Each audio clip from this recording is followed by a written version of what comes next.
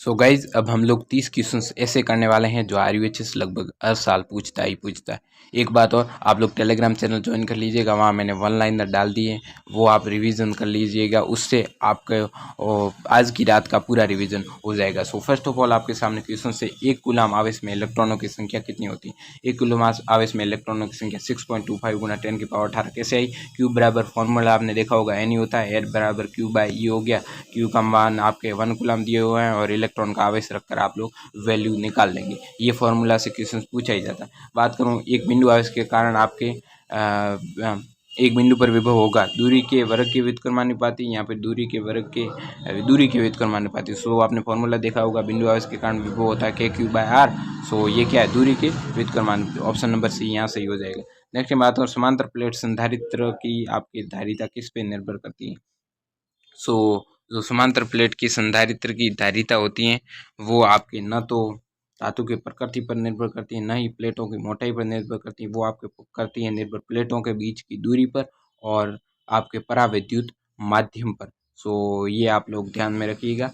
Next अगर मैं question की बात करूँ तो वो आपके RUHS हर साल पूछता है, वो ये है, मुख्य बिंदुओं के लिए रेखीय आवर्धन कितना होता है? तो मुख्य बिंदुओं के लिए रेखीय आवर्धन आपके पास होता है +1। linear magnificence for principal point is. So अब मैं टेलीफोटो लेंस के लिए बात करूँ तो टेलीफोटो लेंस के लिए इसमें आपके आंसर हो जाता है D बराबर F1 + F2।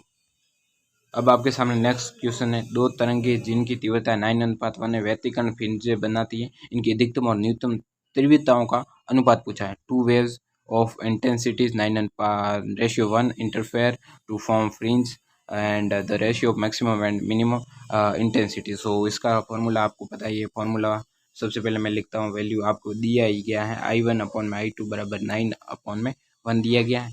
सो आपको ज्ञात क्या करना है? आपने देखा होगा कि आयाम जो होता है A1/A2 बराबर क्या होता है? √I1/I2। सो यहाँ वैल्यू पुट करेंगे तो 9:1 वैल्यू पुट करेंगे, आपके सामने आएगा 3:1 आ गया।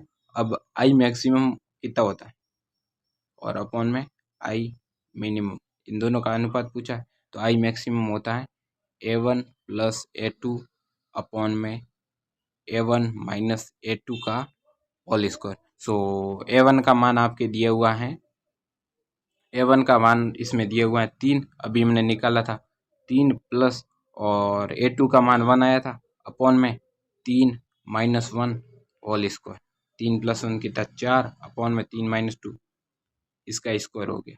अब आपके जब इसको सोल्व करोगे 16/4, और इसका जब आंसर आएगा आपके आएगा C 4:1। यंग के दो स्लिट प्रयोग किसको प्रदर्शित करता है? तो व्यतिकरण को प्रदर्शित करता है। बात करूँ पूर्ण तरंग, इससे आपको RUHS में हर साल एग्जाम में क्वेश्चंस देखने को मिलता ही मिलता है। सो 1 नंबर आपका इससे पक्का होने वाला है। इसमें क्या दिया है? पूर्ण तरंग दिष्टकारी में यदि निवेशी आवर्ती 50 हर्ट्ज है तो निर्गत आवर्ती क्या होगी?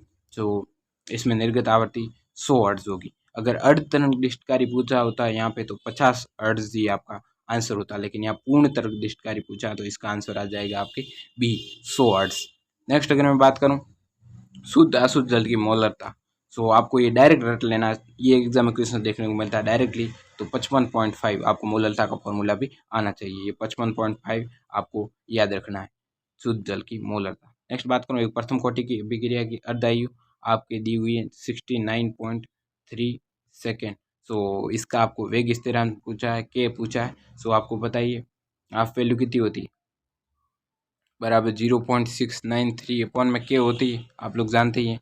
सो इसमें आपको देखने को मिल जाता है जब आप लोग को K का मान कितना दिया हुआ है, आपको हाफ वायु दी हुई है 69.3, और फिर K का मान पूछा है, ये K इधर आ जाएगा और ये इधर आ जाएगा। थोड़ा सा आपको क्लियरिटी के लिए मैं इसको काट के लिखता हूँ 0.693 अपॉन 69.3। आपके यहाँ से 10 बचीड़ यहाँ से आपको 10⁻3, ये से ये गया, 10 से एक 10 गया, ऊपर क्या है 10⁻2 second answer. Option number B इसका राइट हो जाएगा, 10⁻2 सेकेंड आंसर। फॉर्मूला आना चाहिए, बाकी तो हो ही जाएगा। बाकी एसिटोनाइट्राइल का सूत्र हर एग्जाम में पूछा ही जाता है RUHS के, तो इसका हो जाता है CH3CN। बात करूँ निम्नलिखित में कौन सा उभयदंतुक लिगेंड नहीं है? साइनाइड है आपके, थायोसाइनेटो है, नाइट्रो है, सल्फेटो आपके उभयदंतुक लिगेंड नहीं है, एम्बिडेंट। अगर बात करूँ प्राथमिक द्वितीयक तृतीयक एल्कोहल का परीक्षण, सो इसमें आपके आंसर हो जाता है ल्यूकास परीक्षण। हर साल एग्जाम में क्वेश्चन पूछा ही जाता है। ईसबर्ग अभिकर्मक भाई साहब बहुत ही बार रिपीट होने वाला क्वेश्चन है। तो ईसबर्ग अभिकर्मक होता है आपके B, benzyl sulphonate chloride. Next मैं बात करूं किसी चालक की प्रतिरोधकता एवं चालकता का गुणनफल निर्भर करता है। तो मैंने इसके लिए आपकी क्लास भी ले रखी है, 18 मिनट की होगी। मैंने क्लासें भी ले रखी, 10-10 मिनट के वन शॉट है, वो भी आप लोग देख लीजिएगा, बहुत कम टाइम लगेगा। और तो ये आपके इनमें से किसी पर भी निर्भर नहीं करती है। नेक्स्ट अगर मैं बात करूं किसी माध्यम का अपवर्तनांक 2 है तो उसके लिए क्रांतिक कोण का मान पूछा है। तो आप लोगों को पता ही है क्रांतिक कोण IC बराबर होता है 1/n या फिर 1/μ अपवर्तनांक दिया हुआ। सो IC पूछा है 1/ आपके साइन IC बराबर में 1/2 और फिर इसको उधर भेजा तो IC बराबर साइन 1/2। साइन 1/2 किसका मान होता है 30 डिग्री। तो इसका आंसर हो जाएगा आपके 30 डिग्री। ये क्वेश्चन आपको RUHS में हर बार देखने को मिलता है। HCl अणु का द्विध्रुव आघूर्ण आपको दिया हुआ है 3.2 गुना 10⁻³ दिया हुआ है और हमको आयनों के मध्य की दूरी ज्ञात करनी। सो आप लोग फॉर्मूला से जानते हैं P बराबर होता है Q गुना A। सो यहाँ पे आपको क्या दिया हुआ है द्विध्रुव आघूर्ण ये दिया हुआ है, तो 3.2 गुना 10⁻³ और आपको आयनों के मध्य की दूरी ज्ञात करनी और आवेश आपको पता ही है। सो यहाँ आप लोग वैल्यू पुट कर दीजिएगा और आपके सामने आंसर आ जाएगा 2 गुना 10⁻11। नेक्स्ट में बात करूँ जिगलर नाटा उत्प्रेरक में TiCl4 जिस पे किस में विलय होता है, तो इसमें आपके ट्राईथाइल एल्यूमिनियम में विलय होता है। नेक्स्ट अगर मैं बात करूँ भाई साहब ये क्वेश्चन तो आपके हर साल पूछा जाता है, आप लोग इसको तो याद करके जाइएगा।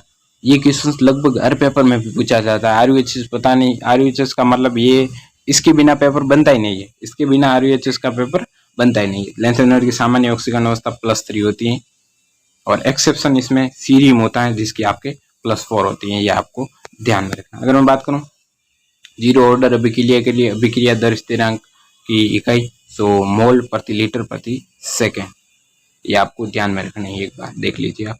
नेक्स्ट बात करें जेनर डायोड का उपयोग आपके किस में किया जाता है, सो आपके जेनर डायोड का उपयोग जो है किस में किया जाता है, जेनर डायोड का उपयोग DC वोल्टेज रेगुलेटर में किया जाता है, DC वोल्टेज रेगुलेटर में किया जाता है, डिश धारा वोल्टता के नियंत्रक में। ये भी डायरेक्टली आपको एग्जाम में बहुत बार पूछा गया है। बात करूं पृथ्वी के चुंबकीय ध्रुवों पर नतिकोण का मान तो आपको होता है 90 डिग्री, बहुत बार एग्जाम में पूछा गया। नेक्स्ट बात करूं आपके हेनरी संग्रहित ऊर्जा का मान पूछा है, तो संग्रहित ऊर्जा का फॉर्मूला होता है हाफ LI²। सो आपको वैल्यू क्या दी हुई है, हाफ L का मान कितना दिया हुआ है, L का मान दिया हुआ है 5 गुना में एम्पियर 4², हाफ LI², 5 गुना 400 हो गया आपके 16 और फिर ये 2 से 4 2 से 8 हो गया आपके 8 पंजे 40, तो इसका आंसर हो जाएगा 40 जूल।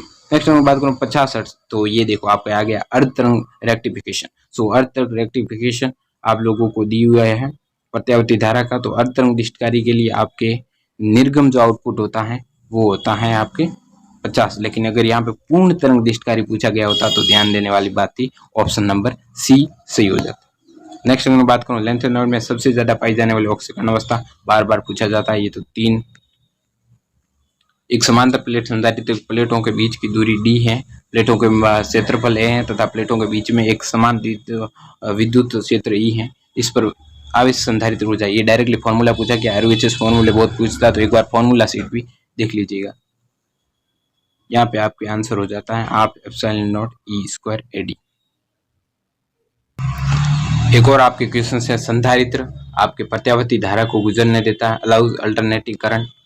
नेक्स्ट अगर मैं बात करूं यंग द्विस्लिट में, यदि स्लिटों का चौड़ाइयों का अनुपात 4:9 है तो उसे आप लोगों के क्या है, मैक्सिमम इंटेंसिटी और मिनिमम इंटेंसिटी पूछी है। तो इसमें आपके क्या होगा, आप लोगों को पता होगा इंटेंसिटी आपको दिया हुआ क्या है, चौड़ाइयों का अनुपात, तो स्लिटों को हम इसे डिनोट करते हैं, इसमें 9/4 दिया हुआ है आपके।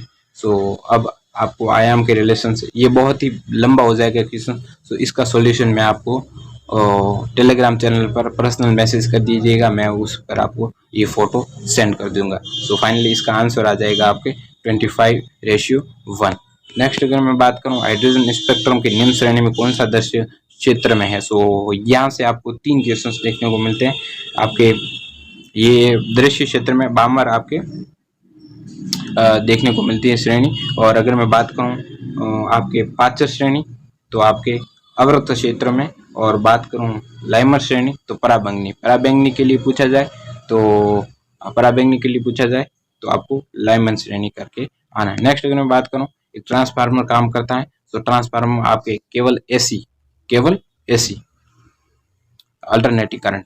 बात करूं समतल दर्पण की फोकस दूरी, तो समतल दर्पण की आपके फोकस दूरी अनंत होती है, समतल दर्पण की फोकस दूरी अनंत होती है, बहुत बार क्वेश्चन पूछा गया। So guys thanks for watching, please do the subscribe button, press the bell icon for the notification. Thank you. Telegram channel को अभी जाकर ज्वाइन करिए और रिवीजन करिए अपना।